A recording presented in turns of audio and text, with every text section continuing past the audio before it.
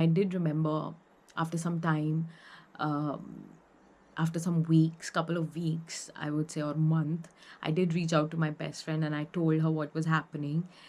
And she is the only one person that actually understood where I was coming from. She did not judge me, or she did not give me further advices like how other people were doing. People were calling me by names. They were like, "You've gone mad. You need to go to the Agra hospital, mental hospital. You really need to come back to India. You've gone mad, and you're seeing things. You are hallucinating. You in delusional state of your mind." And those were really hurtful things, especially someone who's had a supernatural encounter and who's trying to understand where is this faith coming from. Like I'm trying to understand this new faith and this new God, and I'm trying to understand what is exactly happening. So it was a lot of things happening, but all I knew that I really want to follow this God and I want to know more because he's telling me so many things. And then in the morning I woke up. At that time I was taken into fasting by the Lord for 40 days supernaturally, and I did not understand that it was fasting at that time. But later in time, when I reflect, because I did not know about Jesus fasting for 40 days, I did not even know about Christian fasting. And at that time, what was happening is the Lord was cleansing my body because I was drinking and I used to smoke and I used to eat a lot of junk as well. And when I came to England, I gained a lot of weight as well.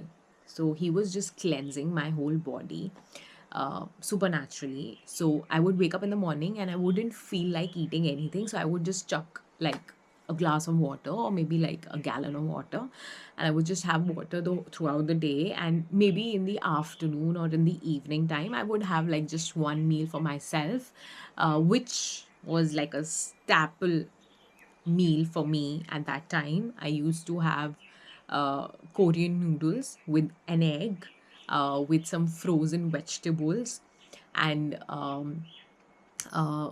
what do you call the hot dog, the sausage, the hot dog sausage.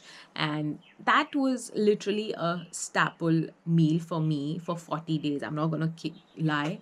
I ate that, and people around me saw me eating that non-stop because it had like carbs, proteins, and the vegetables and everything. And it was just filling me, and I was enough because my flesh was okay eating that one bowl of noodles, but my spirit was feeding by the supernatural encounter and the eagerness and the excitement that I had. So basically, a scripture that is in the Bible, that you do not need food for your flesh, but you need the word of the God for your intake. That was actually happening in my life, uh, in a physical form. So, and me, I come from a background where I would eat 3 to 4 meals a day, and I'm a big foodie.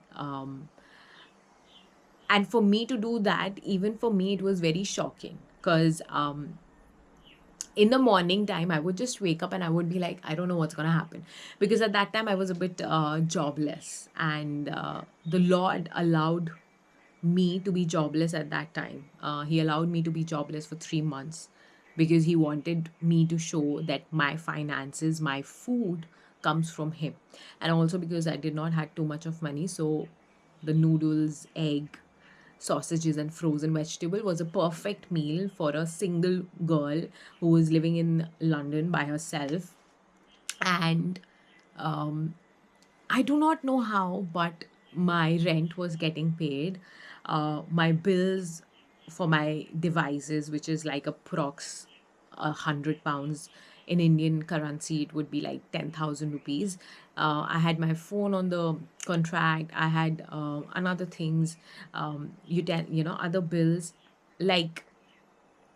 And then I was getting my daily water because we don't drink, like I didn't used to drink tap water, so I would get water for myself. Like my daily food was like, for a monthly it was another 200 and something. And I used to travel as well in England. I love to travel, so I would go to different churches, St. Paul's and everywhere, Westminster, just to be and know more about church.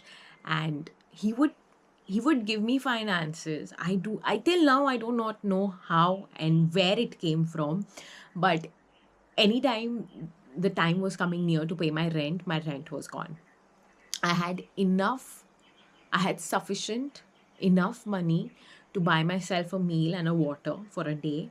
And anytime I would want to go outside, because most of the time during this encounter, I was in home and I was isolated. Like I was completely isolated.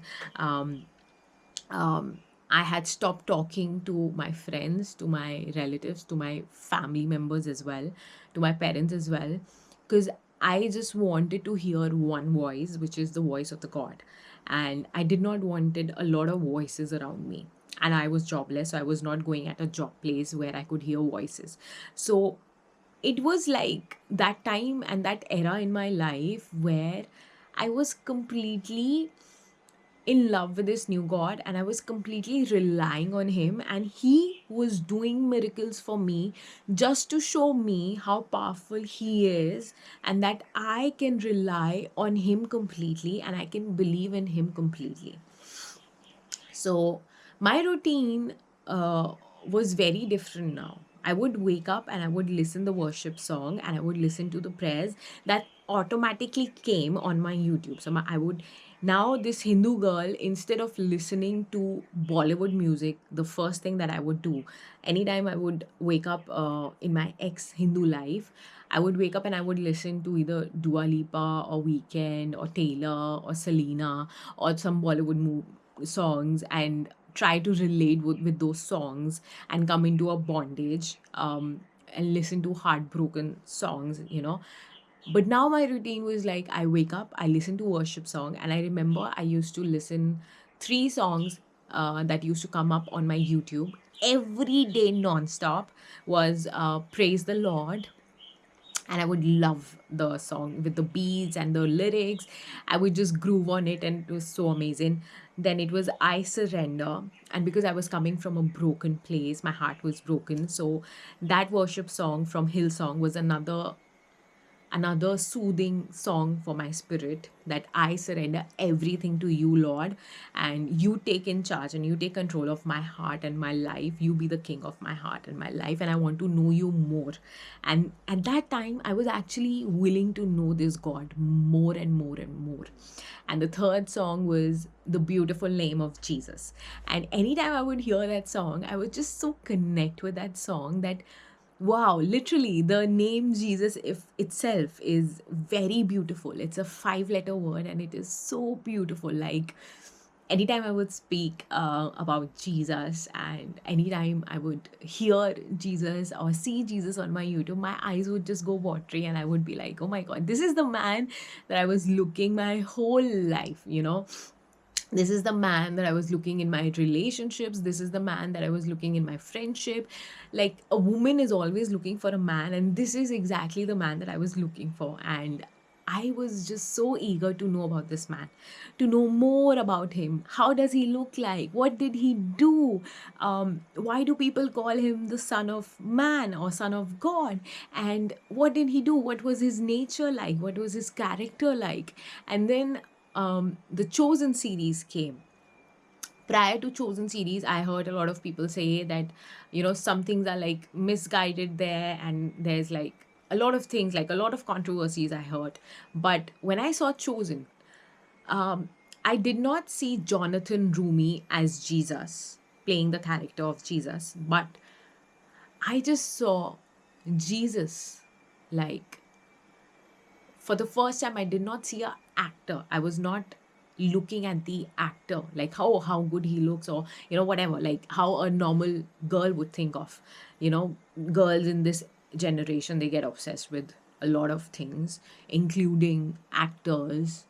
And I think that is a big sin, like, especially if you're married. Why are you fantasizing or lusting over an actor, Korean actors or models and whatsoever? But that's another topic. So I saw Chosen and I saw this man playing the character of Jesus. And first time I did not see the actor, I just saw, like, okay, this is what Jesus is. Because at this time I did not have my Bible. The only way to know more about Jesus was to see Jesus in a series or in a movie. And that's what I did. And I used to binge watch Jesus, Chosen. Yeah, sorry. So I would wake